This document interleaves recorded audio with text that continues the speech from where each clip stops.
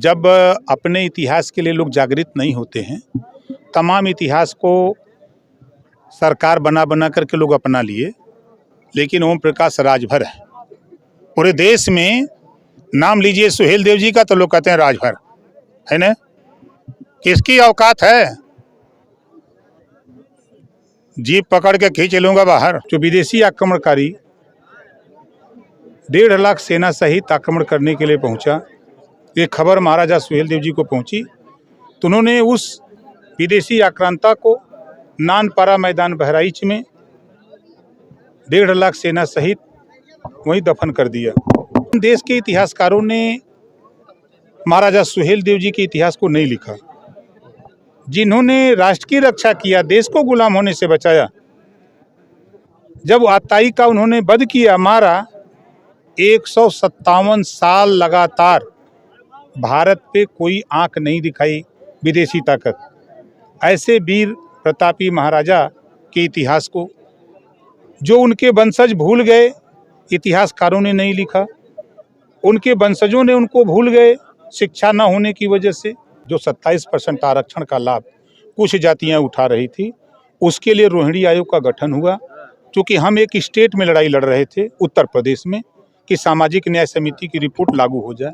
तो मामला जब हुआ कि नहीं राष्ट्रीय स्तर पे किया जाएगा, तो रोहिणी आयोग का गठन हुआ। रोहिणी आयोग की रिपोर्ट आ गई और पूर्व राष्ट्रपति रामनाथ कोविंद जी के नेतृत्व में 5 सदस्यीय टीम उसकी समीक्षा के लिए बना दी गई है। जो समीक्षा की रिपोर्ट आएगी त्यों वो 27% आरक्षण का विभाजन, जो 7, 9, 11, 7% पिछड़ा, 11% अति पिछड़ा, 9% अति पिछड़ा, 11% सर्वाधिक पिछड़ा, वो बंटवारा होगा। उसका लाभ जो वंचित जातियां हैं, शोषित हैं, उनको मिलेगा।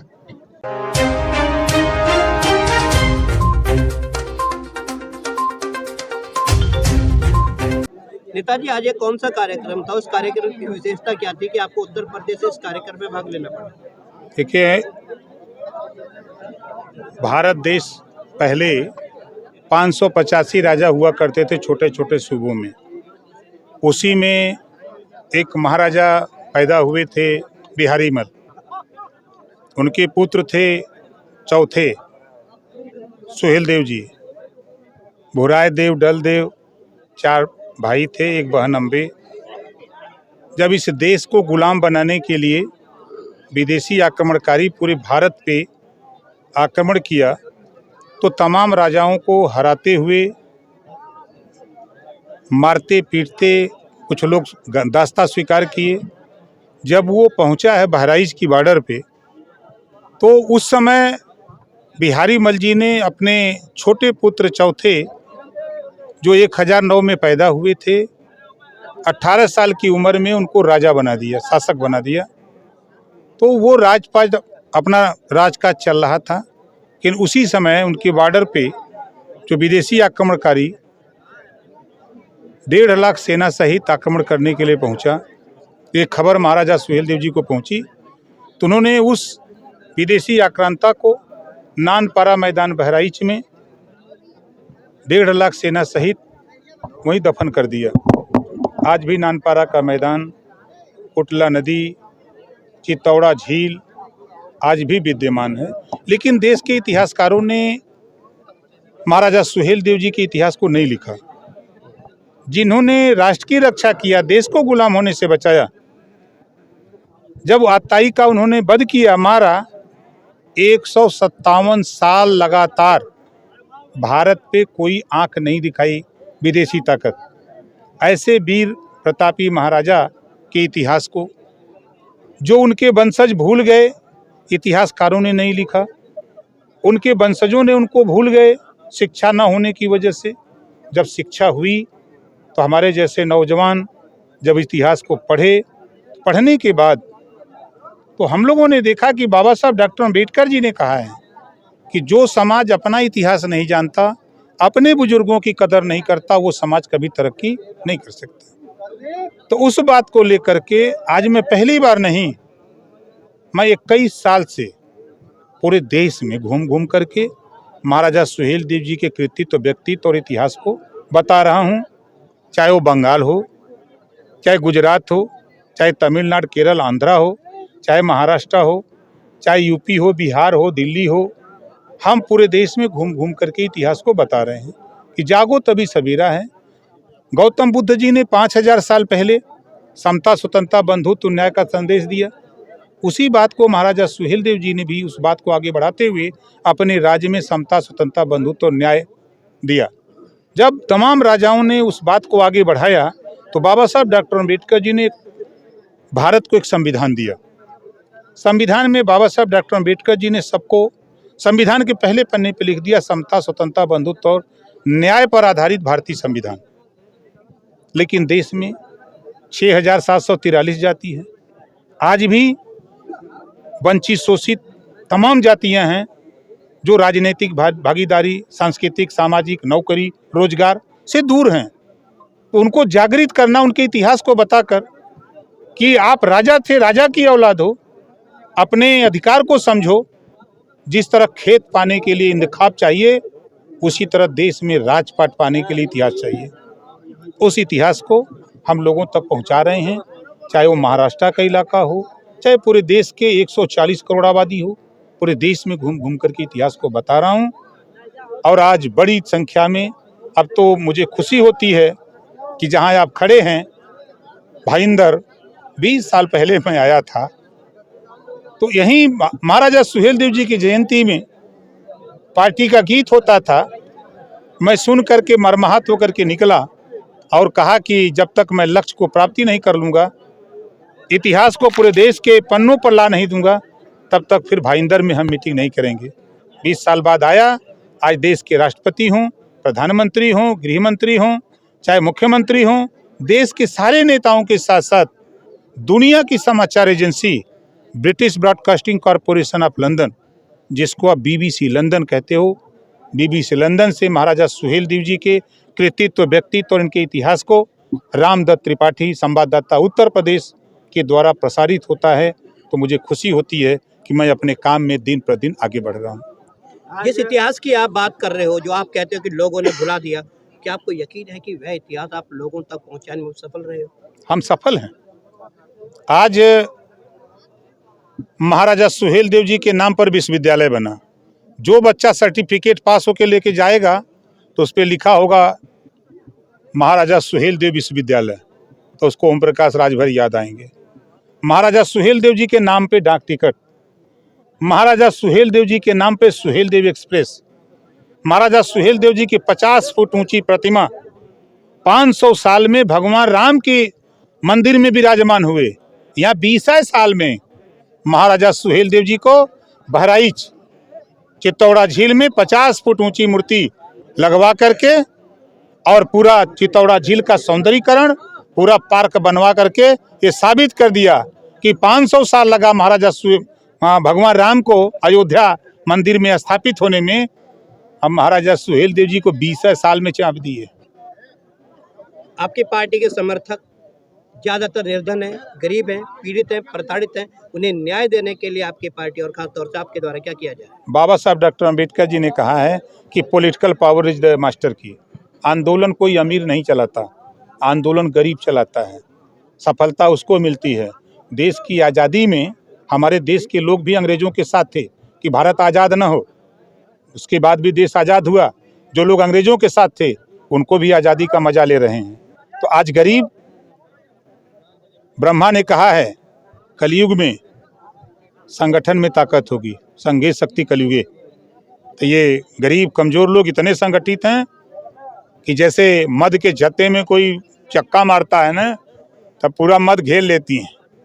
उसी तरह ये गरीब पूरे देश में एकदम टाइट है इस समय। जो बड़े पैमाने पर कल तक कहीं चोरी होती थी, लूट हत्या डकैती होती थी, तो सबसे पहले कौन पकड़ा जाता था? जिसको क्रिमिनल कास्ट में रखा गया, जो डिनोटिव ट्राइब्स में जातियाँ आती थी, जिनको घुमंतू जातियाँ कही जाती थी, उनके खिलाफ पकड़ करके चलान होती थी। जैसे छुट्टा सांड, उसको जो चाहता वो चार गोजी मार देता है, लेकिन जब उसका रखवाला हो जाता तब कोई बोलता नहीं है। उसी तरह इस गरीब कमजोर का रखवाला जब पैदा हुआ लोकतंत्र में, तो जो सिपाही, दरोगा, SP, DM इनके खिलाफ कार्रवाई करते थे, जब वो सोचते हैं, नाम सुनते हैं गरीबों का, तो वहाँ ओम प्रकाश राजभर हाजिर हो जाता है। शोले फिल्म में गब्बर सिंह ने बोला है ना यहाँ से 50-50 कोस दूर जब रात को बच्चा सोता है तो माँ कहती है सो जाने, गब्बर सिंह आ जाएगा। उसी तरह जब थाने से 50-50 कोस दूर कोई थानेदार सोचता है कि गरीब के ऊपर जुर्म जाति अत्याचार करना है, तो उसको याद आता है कि यहाँ से अगर 50 कोस दूर भी राजभर होगा तो वो यहाँ हाजिर हो जाएगा। इस नाते उनके ऊपर जुर्म जाति अत्याचार मत करो। 2024 के लोकसभा चुनाव के मद्देनजर आपकी पार्टी की क्या भूमिका होगी, किस तरह की रणनीति का उपयोग किया जाए? देखिए, दिल्ली में 20 साल में हमने 4 बार 17 में 4 विधायक पैदा किया, यूपी में 2022 में 6 विधायक पैदा किया, तब यहाँ आए इस धरती पर। भाईंदर 4 महीने के अंदर दिल्ली की पार्लियामेंट में महाराजा सुहेलदेव का साफा और पगड़ी पहुंचा दूंगा। यूपी में 3 लोकसभा और बिहार में 2 लोकसभा लड़ेंगे और चाँद की दिल्ली पहुंचाएंगे। सर, बीजेपी से आपका गठबंधन है और जिस तरह से आप जिस मुद्दों को लेकर के इस्तीफा दिए से राजभर समाज के आरक्षण के लिए, क्या लगता है कि अब इस बार पुनः आपसे गठबंधन हो गया है, वो मिशन पूरा हो जाएगा? देखिए, राष्ट्रीय स्तर पर रोहिणी आयोग का गठन हुआ है, जो 27% आरक्षण का लाभ कुछ जातियां उठा रही थी, उसके लिए रोहिणी आयोग का गठन हुआ। क्योंकि हम एक स्टेट में लड़ाई लड़ रहे थे, उत्तर प्रदेश में, कि सामाजिक न्याय समिति की रिपोर्ट लागू हो जाए। तो मामला जब हुआ कि नहीं राष्ट्रीय स्तर पे किया जाएगा, तो रोहिणी आयोग का गठन हुआ। रोहिणी आयोग की रिपोर्ट आ गई और पूर्व राष्ट्रपति रामनाथ कोविंद जी के नेतृत्व में 5 सदस्यीय टीम उसकी समीक्षा के लिए बना दी गई है। जो समीक्षा की रिपोर्ट आएगी त्यों वो 27% आरक्षण का विभाजन, जो 7, 9, 11, 7% पिछड़ा, 11% अति पिछड़ा, 9% अति पिछड़ा, 11% सर्वाधिक पिछड़ा, वो बंटवारा होगा। उसका लाभ जो वंचित जातियां हैं, शोषित हैं, उनको मिलेगा। सर, एक सवाल, दिन से आपके समर्थक इंतजार कर रहे हैं, कब मंत्री जी की खुशखबरी आ रही है बनने की? धैर्य रखिए, जल्दी होगा। सर, एक सवाल और, जैसे कि आपने यहाँ पे महाराजा सुहेलदेव जयंती मनाई जा रही है, एक सोशल मीडिया में खबर चल रही है कि संजय लीला जी बंसाली सुहेलदेव जी के ऊपर फिल्म बना रहे हैं, लेकिन उनका जो टाइटल है उन पे उनको राजपूत दिखाया जाएगा। देखिए, जब अपने इतिहास के लिए लोग जागृत नहीं होते हैं, तमाम इतिहास को सरकार बना बना करके लोग अपना लिए, लेकिन ओम प्रकाश राजभर है। पूरे देश में नाम लीजिए सुहेलदेव जी का तो लोग कहते हैं राजभर है ना। किसकी औकात है? जीप पकड़ के खींच लूंगा बाहर। एक सवाल और है सर, आप जिस तरफ जाते हैं नेताओं को खींच लेते हैं और इस बार भी आप यहाँ से वहाँ गए। अब यहाँ के नेता आप बोले 2006-4 महीने में समाजवादी को खत्म कर देंगे। आखिर क्या आपके पास मंत्र जो जहाँ जाते आप नेता को खींच के ले चलाते हैं, उनकी पार्टी बिखर रही है? देखिए, जब लवकुश युद्ध हो रहा था तो लक्ष्मण गए हार गए, भरत गए हार गए, शत्रुघ्न गए, सब हार गए। जब भगवान राम गए तो अब दोनों बालक को देख करके भगवान राम सोच रहे हैं। तो लवकुश ने कहा कि आप हथियार उठाइए, क्या मोहनी मंत्र कर रहे हैं? तो भगवान राम ने कहा कि आप लोगों के ऊपर हथियार उठाने की हिम्मतें नहीं पड़ रही है। उसी तरह ओम प्रकाश राजभर जब मोहनी मंत्र चलाता है ना, तो बड़े बड़े लोग धराशायी हो जाते हैं और धीरे से चल देते हैं। सर, कुछ दिनों तो सोशल मीडिया पर एक प्रधानमंत्री मोदी जी का एक वीडियो वायरल हो रहा है कि हम कोई आरक्षण से सहमत नहीं है, उससे आप किस तरह से पुष्टि? देखिए, वो फर्जी वीडियो है, कोई संविधान को खा नहीं जाएगा। अगर उस वीडियो को आप फैक्ट चेक कर लीजिए, आपको क्लियर हो जाएगा। 10% आरक्षण सामान्य वर्ग को भी मिला है। अगर उस वीडियो की बात करते हैं, वीडियो की, तो 10% आरक्षण सामान्य वर्ग को किसने दिया? भारतीय जनता पार्टी, देश के प्रधानमंत्री माननीय नरेंद्र मोदी जी ने दिया है। तो कैसे उस वीडियो को सही मानेंगे? और संविधान में 1932 में शेड्यूल कास्ट शेड्यूल ट्राइब्स के रिजर्वेशन अंग्रेजों के जमाने का मिला है। किसी की हिम्मत नहीं कलम चला दे। 132 सांसद दिल्ली की पार्लियामेंट में हैं, सरकार बुलाट पुलाट देंगे। खिलवाड़ है कहाँ? पिछड़ी जाति के थोड़ा सांसद है कि वहाँ मूक दर्शक बन के बैठेंगे।